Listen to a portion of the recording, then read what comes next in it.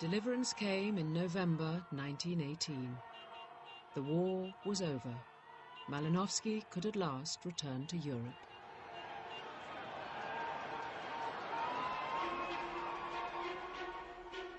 In 1922, Malinowski published his fieldwork, Argonauts of the Western Pacific. His detailed descriptions revealed a fresh perspective of the natives.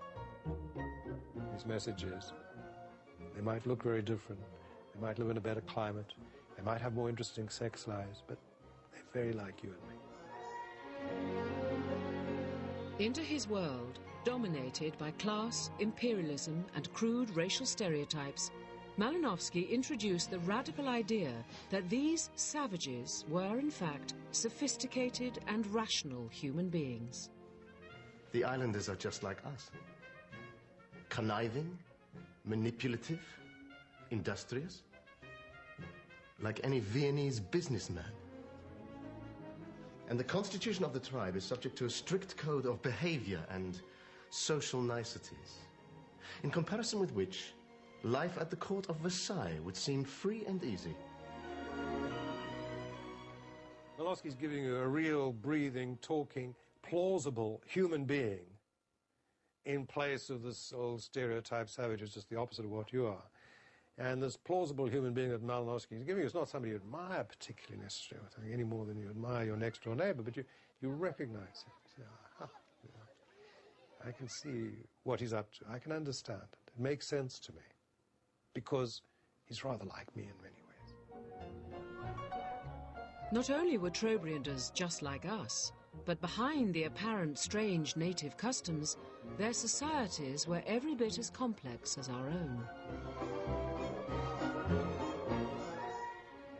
When I returned to Europe, I visited Edinburgh Castle and was shown the crown jewels. The curator told stories about how they'd been worn by this or that king on such and such an occasion. And as I was looking at them and thinking how intrinsically tawdry they were, I had the feeling something similar had been told me of late. And suddenly, there rose before my eyes the image of a native village on coral soil, and of a brown, naked man showing me long red strings and worn-out objects, greasy to the touch. And these Trobriand Vegua valuables are cherished and revered in exactly the same way as those crown jewels, purely for the historical sentiment that surrounds them. And Malinowski went further. Just as cooler shells were equivalent to our crown jewels, acquiring them was equal to our heroic sporting victories. And he believed these cultural similarities applied right across the globe. Shamanism and magic were similar to our grand religions. Maori tattoos were like medals of achievement. Malinowski was very clever because what he did in a way was he civilized the savage and savaged the civilized.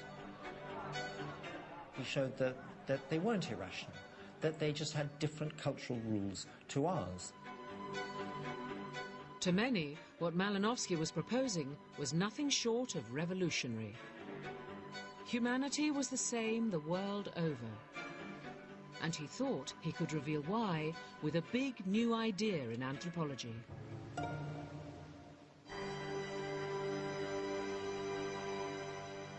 Malinowski believed that he'd discovered the engine that drove all human cultures, and that engine could be found right at the heart of all of us. What is the deepest essence of my investigations? The discovery of the native's passions, his motives, his aims, his essential way of thinking. And it is at this point that I am confronted with my own problems. My self-analysis leads me to ask, what is essential in me?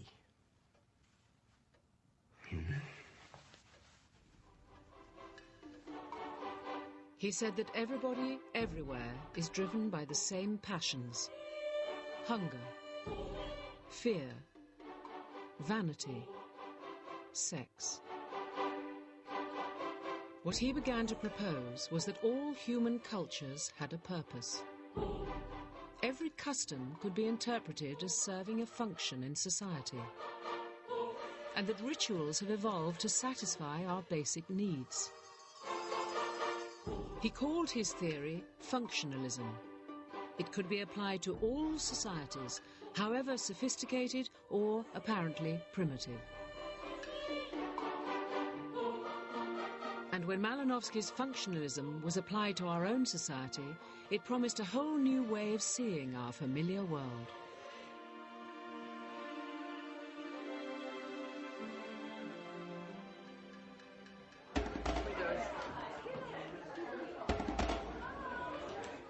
Today, Sophie is 4 years old.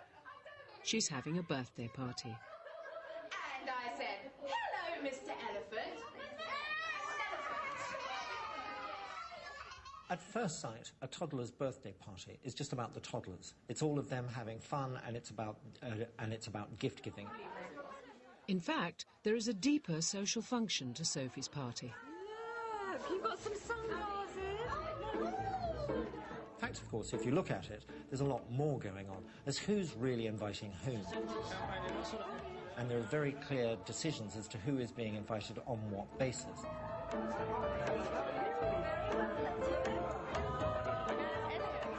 There's a sense of social obligation. If you have a group of mothers who have been invited to a toddler's party, well, they should feel obliged to invite that toddler back to theirs. Ready to go? A bit harder. Malinowski is pointing out how culturally constituted are so many of the activities and the ways in which we live, which we would otherwise think are just purely natural. It's the way we do things. By unravelling different cultures, Malinowski had made us reflect more objectively upon ourselves and our own society. Are we so superior? Are we so different? Don't we just have a large number of cultural rules by which we order our society? It's just that we start off from different premises. By 1927, only 9 years after leaving the Trobrians, the charismatic young professor was leading his own department at LSE. Brilliant, autocratic and temperamental, Malinowski had a dramatic impact on all those who came under his spell.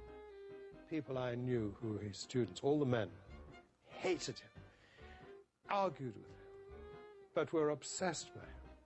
And the women loved him, without exception. All his women students adored him. He used his influence to revolutionize anthropology.